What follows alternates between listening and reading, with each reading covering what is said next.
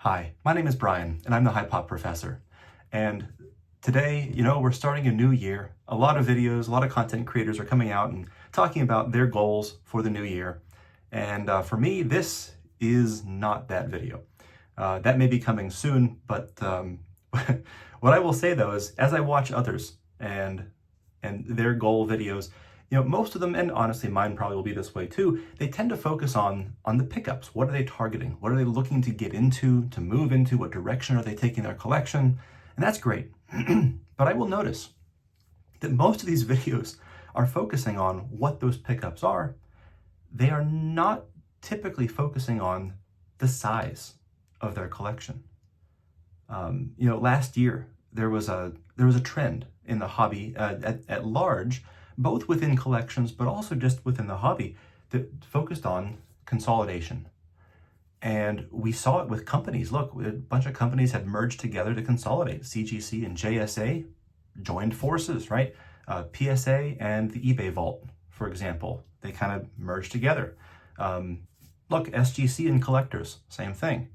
And so, and heck, even I was guilty of doing the same thing. Look, I sold cards to the National to consolidate and get into some of these amazing Grail cards.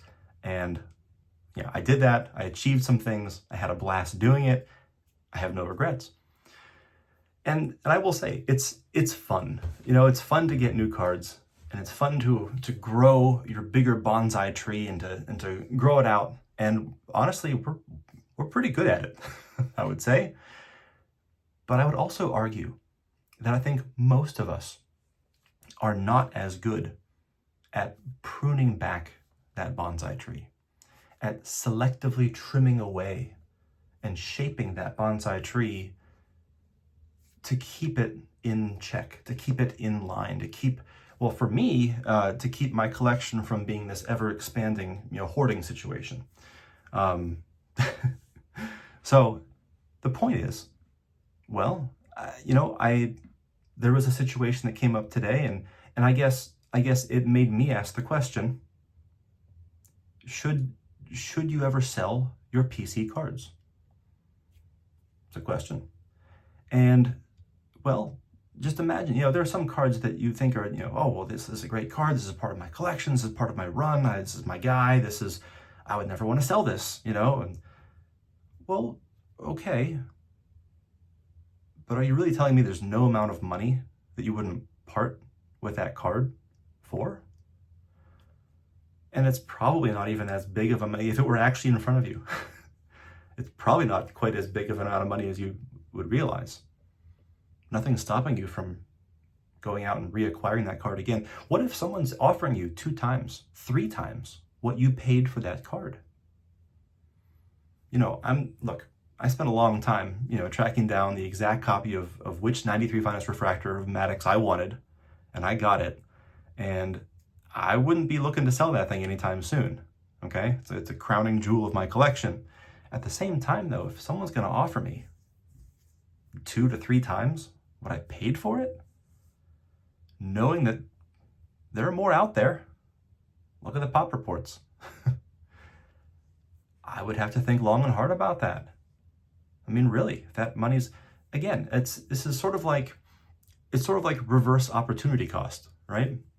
With that money, not only could you reacquire that card down the line, but plus what else could you get with that, right?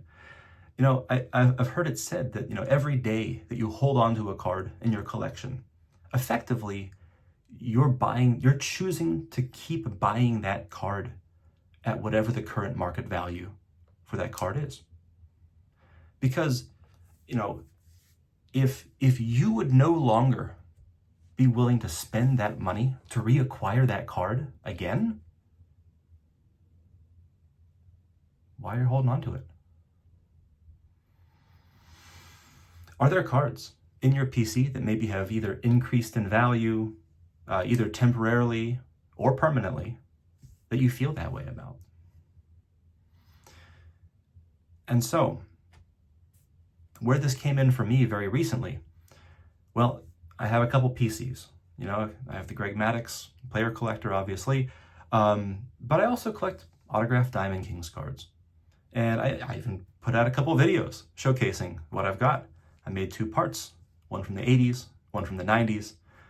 For the most part, the branch of my bonsai tree that talks about 1980s era, Dick Perez era Diamond Kings, autographed Diamond Kings, that one's pretty well in hand. I pretty much have that the way that I want it.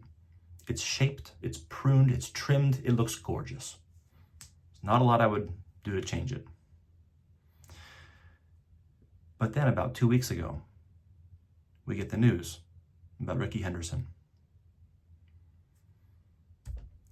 And, I'm watching Greg's video from Midlife, and he has this big long video analyzing the rookie card for 1980 Topps and what's happened with that card and how it's effectively doubled in price overnight. Now, it turns out I had a Rickey Henderson rookie card, but that was one of the ones I consolidated away from. I actually wasn't happy with the specific copy I wanted. I was going to upgrade it anyway. So didn't have one of those, but I did have a really nice looking Rickey Henderson autographed Diamond King from either 82 or 83, I can't remember which one. But it was a gorgeous card. Beautiful, bold 10 auto. And this wasn't like some rushed, ballpark signature. This was a really nice, bold, looks like it was signed yesterday. Brilliant blue Sharpie. You can tell he took his time on it. It was like one of those like show signings, private signing. Really good quality. And those are not easy to find.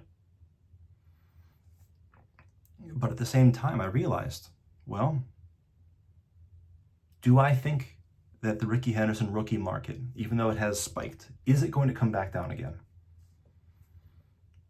Yeah, it will. It's temporary. Is it going to come back down all the way to where it was? Maybe it might rest a bit higher than it was beforehand. What about the autograph market for Henderson? Now that one has some potential to be changed a bit more dramatically because he's now no longer signing autographs. Well, seems to reason the same price spike is happening there. Will they get down as low? Well, that's interesting. I mean, the Diamond Kings cards are not rare cards. They're effectively just base cards from 82, 83 Donruss. So they're plentiful. They're out there. Rickey Henderson has been doing signings for a long time, and tragically, it won't be doing more of them. But knowing Diamond Kings collectors, a lot of Diamond Kings collectors out there, the names that they're concerned about finding aren't Rickey Henderson. They've got theirs already locked away in their collections. The names they're concerned about are Barry Bonds. You can't ever find a Barry Bonds signed Diamond King, whether it's 91 or 94.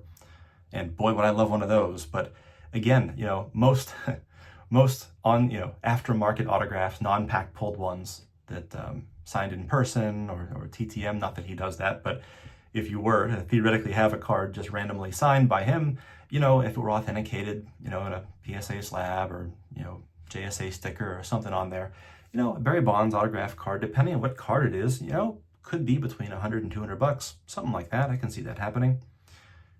But a Diamond King for him wouldn't surprise me if it went for $500, $600, maybe even $700 or $800. There's so many collectors that are just needing that Bonds and that want it, and so few of them out there. But again, this is not the case with Rickey per se. And so I felt like, I acquired a card about 18 months ago, 18 months to 2 years, somewhere in there. And I just thought, well, I don't really want to sell this, but what if I listed this on eBay at a sky-high price, like a make me sell this price? And so I did. And then I saw that there were a whole bunch of watchers on this card, even at that price, and I got nervous. And because I had it at a very high price, I purchased one. I purchased this for, it was $125, was what I bought it for. I listed it for $350 or best offer. And I had so many watchers right away at the beginning that I got nervous and I increased it to $450. And so I had someone message me and say, look, these are selling at $130, $140, $150. Can you get anywhere near there?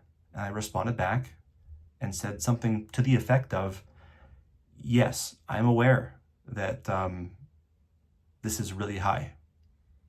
but I also really don't want to sell this. And I was very direct about it and said, look, if I sold one, I'm going to have to reacquire one again sometime down the line. But effectively, while the price is where it is, I happen to think that we are at, in mathematical terms, I would call it a relative maximum. On the value chart going up and going down, we're at a relative maximum. And so that's where I listed it. And so then he submitted an offer for $300. Again, I'm into this for $125. And I still really just didn't want to sell it for that. But I said, you know what? Because it's not just getting the money back. And of course, whatever I make from this, I'm going to have to earmark probably a good 200 of it, for down the line, 6 to 12 months later to reacquire one that I'm happy with. It's just, is it worth the hassle? Is it worth the headache? This branch of my bonsai was already pruned exactly as I wanted it. Is it worth it? But I also came to the conclusion that one of the most fun parts about the hobby is the chase. And so, once you complete a run, or once you complete a bonsai, it's like that chase is gone now. So I countered and I said, okay, well, I can't do 300, which he said was his maximum. And I said, but I would sell at 340, 339.95. And he accepted.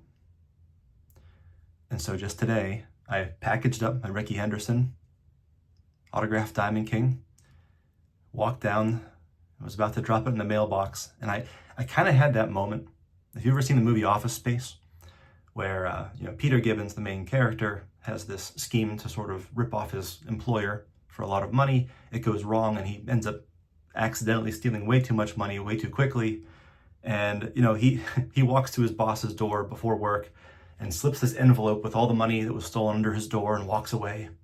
And he turns around and dives back and tries to get under the door and get the envelope back. That was like me today at the mailbox, like letting go of Ricky, walking away and being like, what have I done? Oh my gosh, did I really do this? And I made the determination that, I think we are in a temporary high for this card. I think that this card of mine can be reacquired later. And I'm willing to put a price on my patience. And I will wait.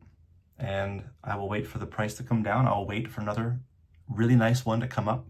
They do exist. They are out there. If I just have the patience to do that. Now, would I do this for any one of my cards in my collection? Would you do this for any one of your cards in your collection? It's a fascinating question, especially if you're looking at winnowing down or keeping the collection size smaller. Would you do this intentionally? I will say I would not do this for some cards. For some cards, and for some cards, it would be really tricky for me to do because some of these cards I might not ever see again. That's the issue. So, for example, I mentioned I like autographed Diamond Kings. Well, here's a card. This is a Greg Maddux autographed Diamond King. And you can take a look here. This is the 2000 Donruss design. But this was a recollection collection. And you can see, if we hold the light up here, you can see the embossed stamp on it. This is a playing days, pack pulled, certified, bold 10 auto of Greg Maddux depicted on the Braves. And this is like my perfect card, right? It's everything I like. It's my guy, Greg Maddux, on-card auto, depicted as the Brave, pack pulled, certified, and it's a Diamond King. Come on. The only way it could get better is if Dick Perez did the artwork, but you can't have everything.